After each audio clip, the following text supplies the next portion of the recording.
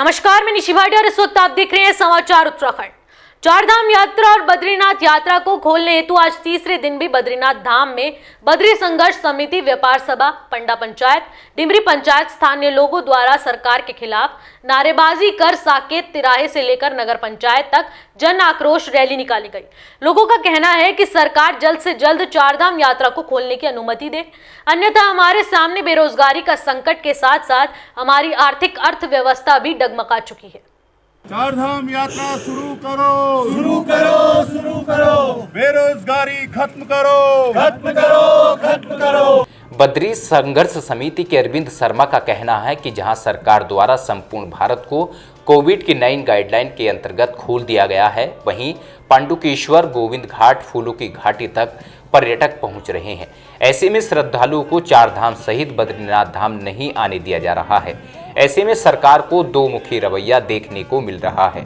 आज हमारे आंदोलन का तीसरा दिन है और जब तक सरकार चारधाम को नहीं खोल देती तब तक हमारा आंदोलन निरंतर चलता रहेगा। हम प्रशासन से ये अपनी मांग करना चाहते हैं। यहाँ पे हम लोगों पे जो है कि आपने जो है अगर कोविड का जो आप कह रहे हैं कि तो उसके लिए आपने सारे पर्यटन स्थल खोल दिए हैं। जैसे आपका वैली ऑफ फ्लावर है, औली खोल दिया, मसूरी खोल दिया, नैनीताल खोल दिया। तो यहाँ पे अगर कोई टूरिस्ट आ जाता है तो उससे क्या दिक्कत हो जाएगी।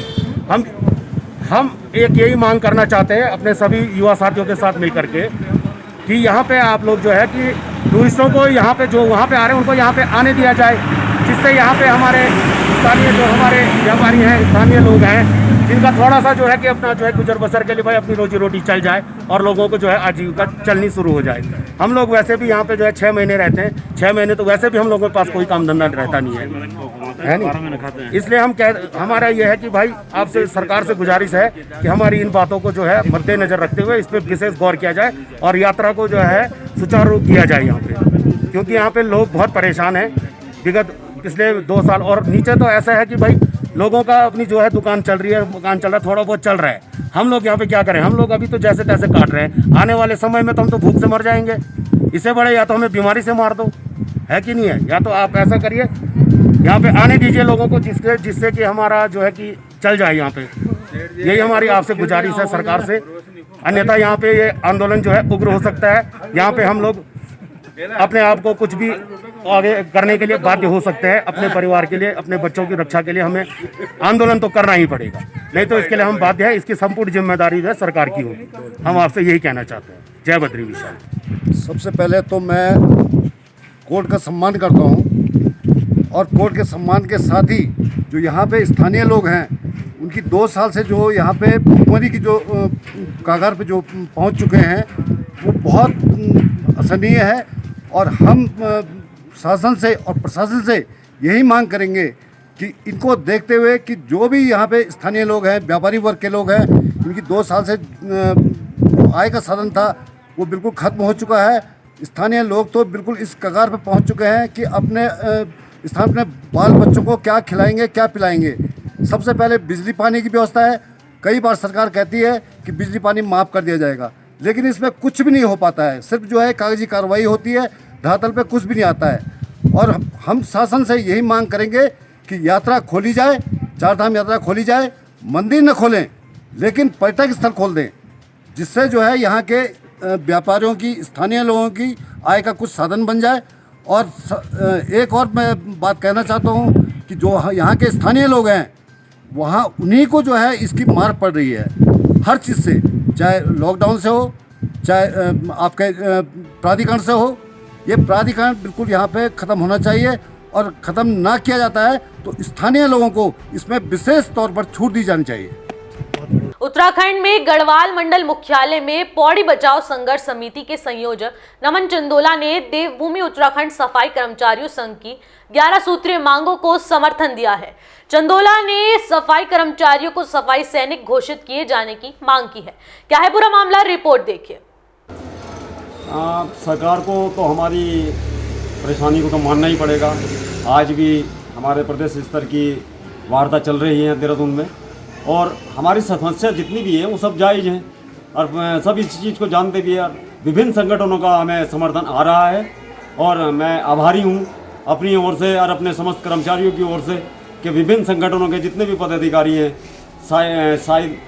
चाहे वो नमन चंदोला जी हैं, सामाजिक कार्यकर्ता हैं, उनका भी मैं शुक्रगुजार हूँ अपने कर्मचारियों की ओर से कि उन्होंने भी आप अपना पूर्ण समर्थन हमें देवभूमि उत्तराखंड सफाई कर्मचारी को दिया है। और मैं सरकार को फिर एक बार कह देना चाहता हूँ कि हमारी जायज़ मांगों को जल्दी से जल्दी पूरा करने का कृपा करेंगे। धन्यवाद।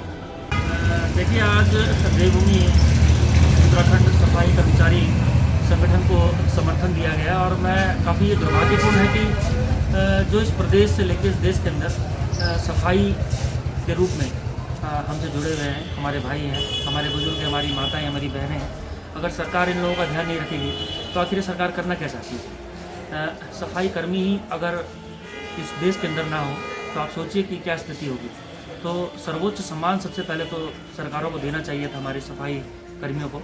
और जैसा कि इन्होंने अपने मांग पत्र में भी कहा कि सफाई कर्मी ना कहा जाए, सफाई सैनिक कहा जाए, तो बिल्कुल मैं इस बात से बिल्कुल पूरी तरह से सहमत हूँ कि इन्हें सैनिक का दर्जा दिया जाना चाहिए। क्योंकि जिस तरह से बॉर्डर में हमारे सैनिक इस देश की रक्षा कर रहे हैं, वैसे ही हम सब की रक्षा करने के लिए और स्वच्छता के रूप में जो रक्षा कर रहे हैं हमारे सैनिक का दर्जा इनको दिया जाना चाहिए। और विभिन्न मांगे जो हैं कि इनको अभी तक नियमित नहीं किया गया, तो काफ़ी दुर्भाग्यपूर्ण है कि जो लोग तन मन धन के साथ जरूरी मुद्दों को हल कर रहे हैं, स्वास्थ्य सुविधाओं को अनुकूल बना रहे हैं, तो अगर ऐसे लोगों को सुविधाएं नहीं दी जाएंगी तो सुविधाएं हैं किसके लिए?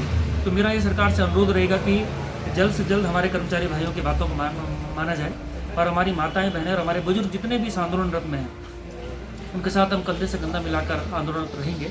और मेरी सरकार से यही मांग है कि जल्द से जल्द इन सबकी मांगों को पूरा किया जाए और सफाई कर्मियों को उचित जो इनकी मांगे हैं और उचित सम्मान मैं कहूँगा।